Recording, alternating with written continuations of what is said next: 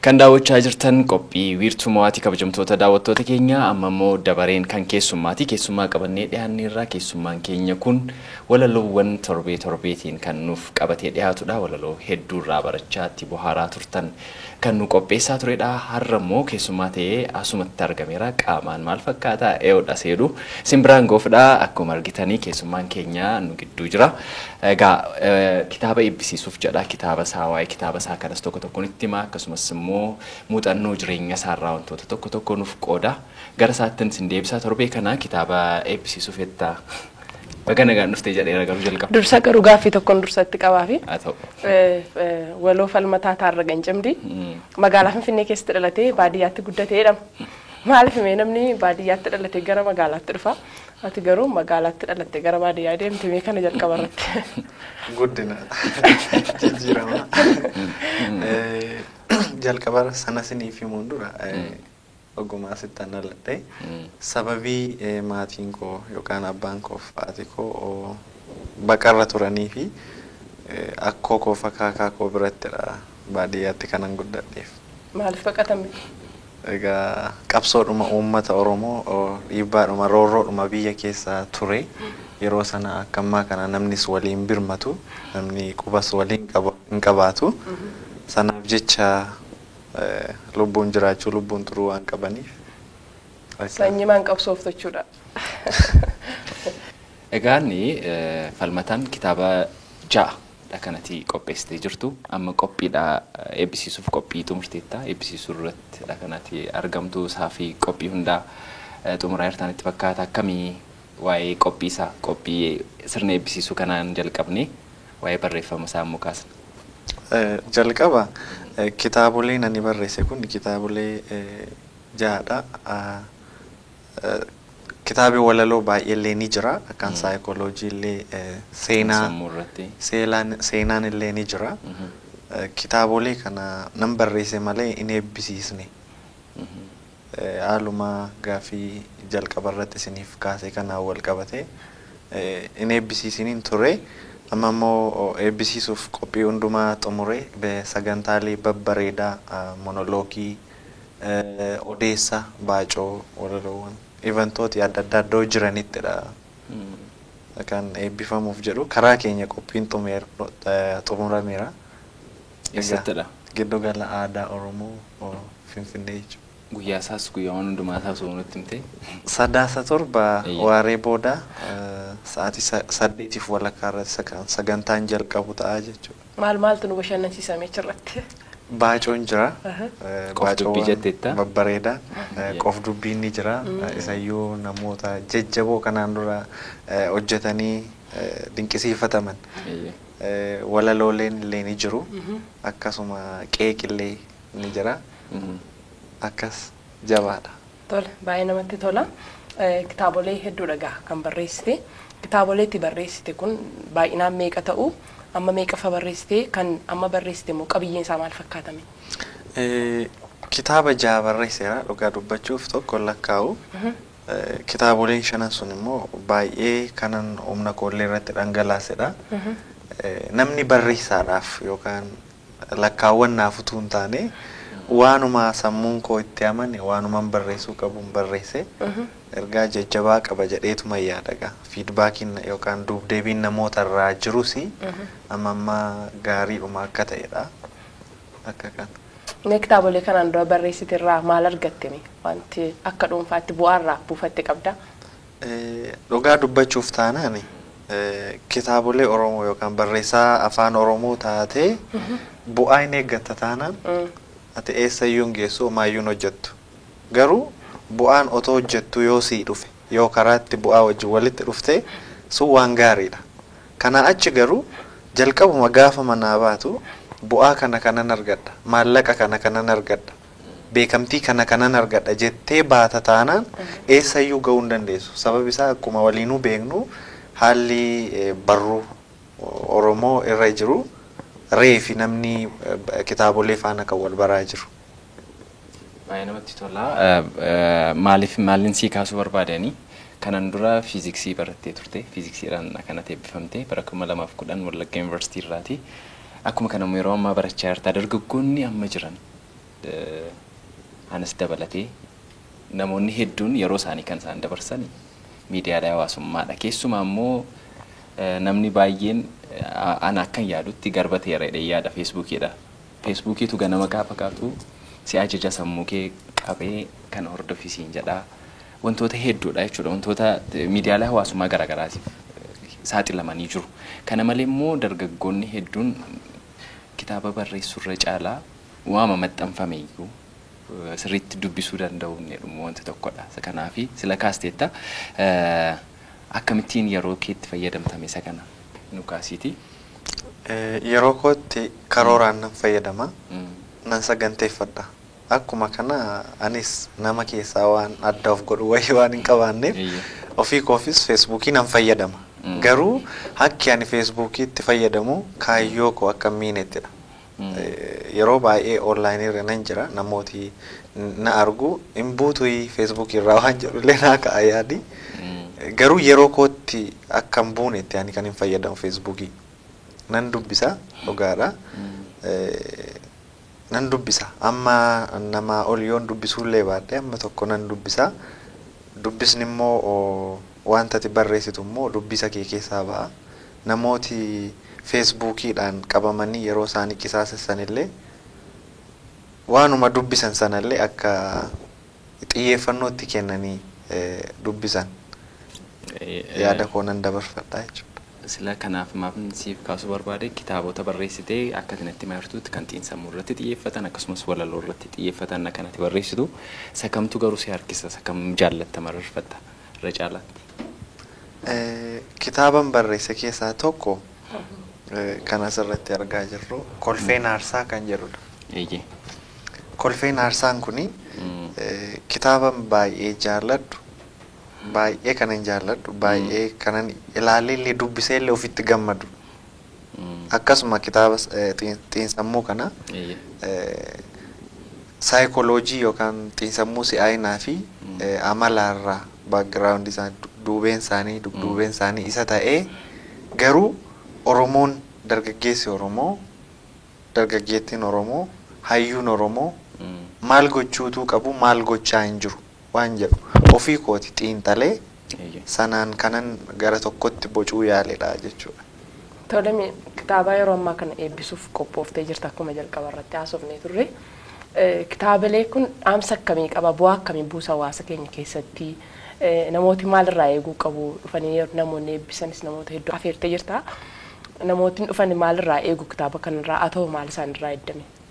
Kitaaboleen ani barreesse sadiidha kanan eebbisiisu giddugala aadaa Oromoo kanatti jechuudha.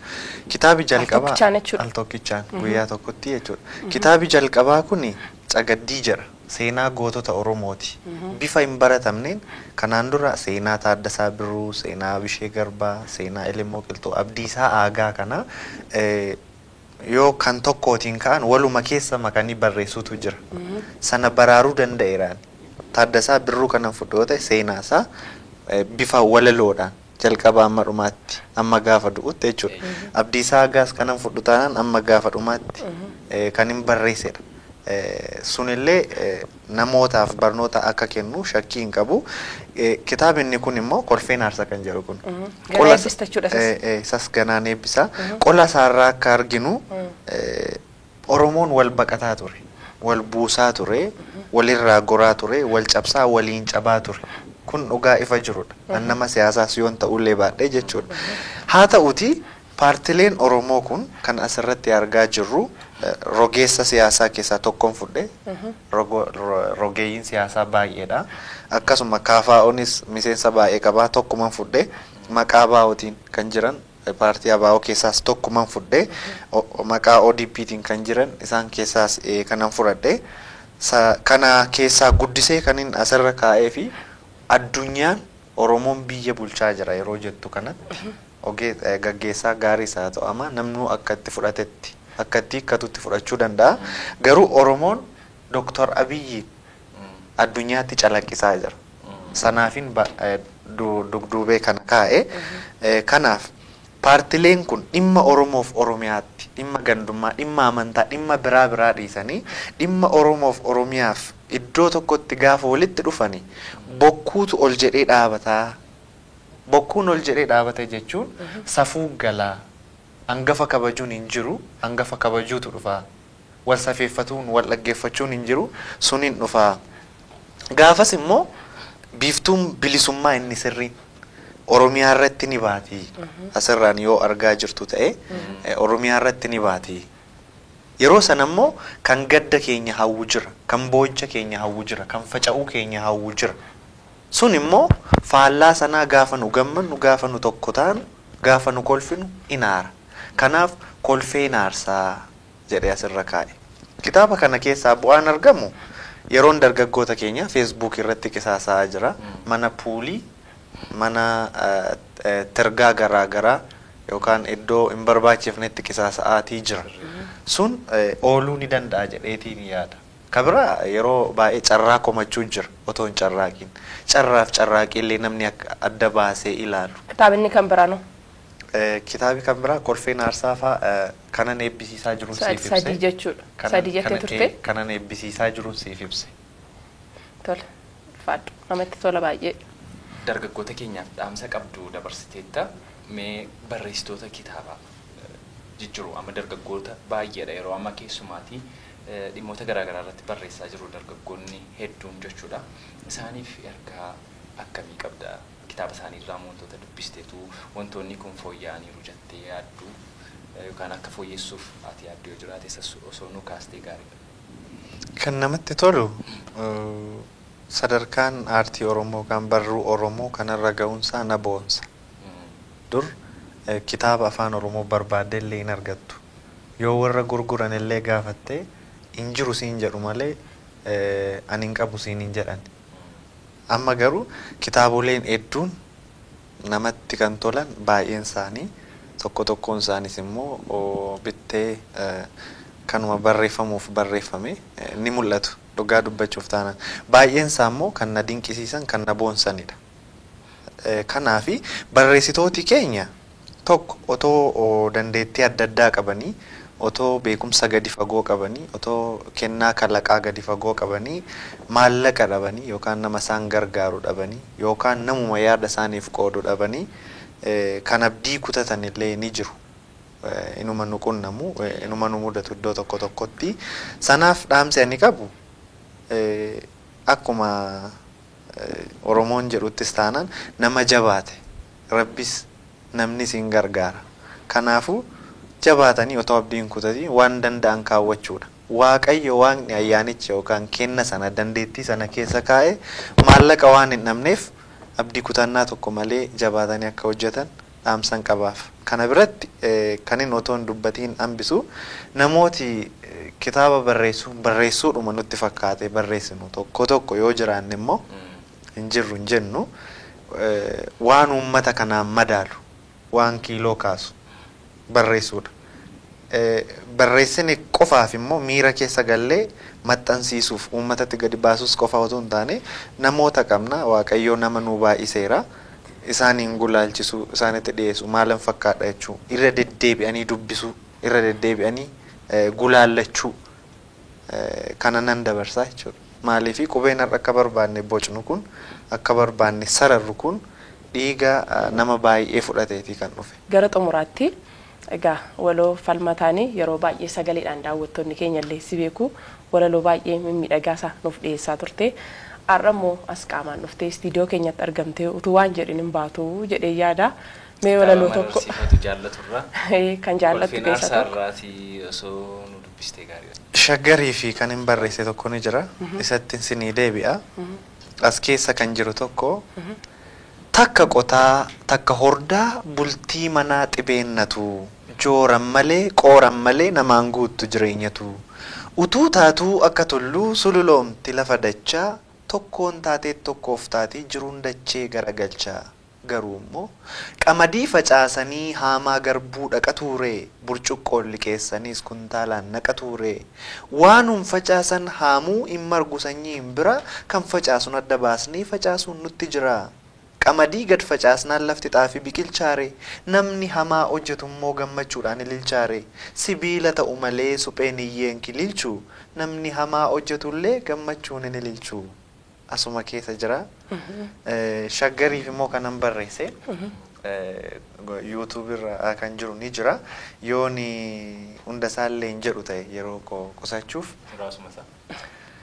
shaggee koo jedha yaashee karri kee shanii lafa seenaan kalaqamte iddoo seexaa fi seenaa yaashee uumaan kalaqamte lafeetti margitee yaashee nuyiif qabeenyaa iddoo seexaa fi seenaa yaashee burqaa nameenyaa ka'eensiif bulgaafadha waan na guute waan na waade waa'ee makeessummaa keef waa'ee mateessuma keen waasitti muu barbaade guddaa koo jaarsa raaraa ati dur ciraan baattuyyuu kan bookeetti rukutu kan sun sattiin cagaddu kan biraa fuullaattuyyuu hoomaan tisiisaaf bookee mangaagaa si yaabbattiyyuu goobaan hidhiidhaan loogde karra kee dhaabbattiyyuu harbuu kee ormi yaabee jifkatee falaxataayyuu dhala kee gandidhaanii deebi'ee sitta mataayyuu hin hamatu mangaas taatu mangaagaa dhugaa iddoon geeffannaa kabajaan naman tun'uu dhiyootti si deeffannaa bareedduu koo haadha oolmaa cirriinsi nyaattu dirraa miidhagduu koo shadaree koo yoomuu cina kee jirra siras bara dadhabbii irree waraansaa hedduu ani si faanan jira dabarseen of siif laadhaa magaajaan sirran hedduu. Eenyuuf himee kuni? Shaggariif.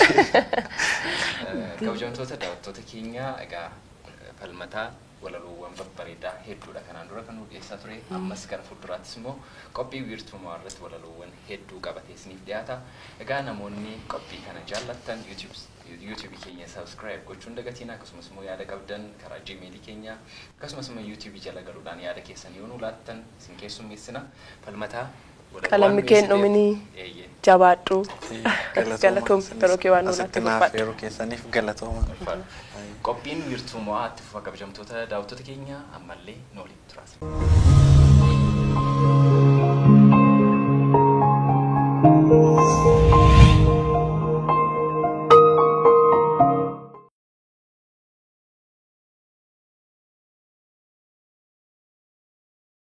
kabajamtoota daawwattoota keenya egaa waloo falmataa tarraqeen cimdii eenyu akka ta'e akkasumas gara fuulduraatti kitaaba eebbisiisuuf illee qophaa'ee akka jiru waa'ee isaarraa haala jireenya isaarraa haala walaloo isaarraa wanta nu dhiyeessirraa wanta hedduu akka irraa barattan akka itti gammadanii fi akka isinitti tole abdii guddaan qaba waloo falmataan eenyu kan jedhamu isinii dhiyeessineerraa gara fuulduraattis itti fufiinsaan yeroo hundumaa walaloo nu barsiisuu fi nu bashannansiisuu danda'an nuuf dhiyeessaa isaanis ulfaadhu jennaa ammallee qophiin wiirtuu mo'aa akka isin bashannansiisetti itti fufee jira mee odeeffannoo qabattee jirtu yoo jiraate itti fufneetu gara sila waa'ee principal leadership irratti yookaan gaggeessummaa irratti kaaseen ture qorannoowwan gaggeeffaman 70 dhala namaa irratti yookaan immoo jireenya keenya irratti yeroo hojiirra oolchinu akkamittiin akka jijjiiramu Pareto kan jedhamu jira principle of Pareto immoo isa kanarraati xinnoo ishee jijjiirama 80 kan jedhudha jechuudha kan saammoo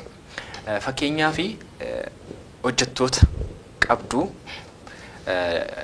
akkaataatti hojii isaanii kennituuf persentii 20 kennitee fi persentii 80 bu'aarraa argatta. Persentii 20 facaaste persentii 80 haamta kan jedhudha jechuudha. Garuu immoo kun kan Pareto kuni namoonni hedduun haala garaagaraatiin hiikaniiti kan isaan ka'an.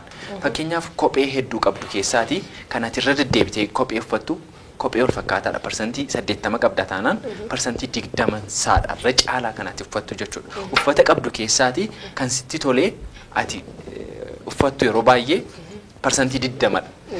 Wantootni hundumtuu gaggeessummaa irratti yeroo fiduusa kana gaggeessummaan jiru fakkeenyaaf hojii jiranii ati persentii 20 hojjedhuuti persentii 80 immoo hojjettoota kaaniif kenni jedha kun yeroo gaggeessummaa irra jirtu kanati hojiirra oolchitudha. Kanaaf persentii 20 maanajarri tokko yookaan hoogganaan sun persentii 20 dhaabbata guutummaa isaa hoogganuu dhiisuu danda'a. Fakkeenyaaf dipaartimentii tokko irratti muummee tokko irratti akkuma kana hooggana taanaan muummee jala jiranii fi isa jala warra jiranii fi persentii 80 kennee inni 20 duwwaa hojjeta taanaan sirriitti firiin isaa ol ka'aa ta'uu danda'a. Sababiin isaa inni wanta inni hojjetu wantoota sammuu irratti hojjetaman qofaa ta'utu irra jiraata jedheeti kan namanu haala akka kanaatiin kan inni ibsu jechuudha. Inni kun egaa qorannoon kuni wantoota hundumaa irratti gaggashaniiti kan isaan agarsiisan. Biyya dhalataa biyya Xaaliyaaniiti ikonomistiidha hojii isaatiin. Namtichi kun bara qorannoo kana gaggeesse Xaaliyaaniirra uummata biyyi Xaaliyaan bal'oodha. Uummanni biyya sana jiru bal'ina lafaa biyya isaaniirraati iddoo isaan jiraatanii naannoo parsantii 20 ta'u irratti qofaadha jedheeti kan inni argisiisu akka fakkeenyaatti jechuudha. Kuni xinnoo gara faallaa ta'ettis warri kan jiru. Garuu qorannoon kun kan inni argisiisu yeroo baay'ee wantoota qabnu irraati illee ilaaluu dandeenya. Sila fakkeenya kaasneerra, kophee kaasneerra, uffata kaasneerra, uffatni nuun uffachaa jirru harki caalaan isaa kamadha. Kan nuun jaallanni goonu jechuudha. Haala akkasiitiin ilaaluu dandeenya. Pareto principaliin immoo haala akkasiitiin kaa'aa jechuudha. Beekumsa qabnu irraallee parsantii 20 qofaadhamti kan fayyadamnu. Eeyyee.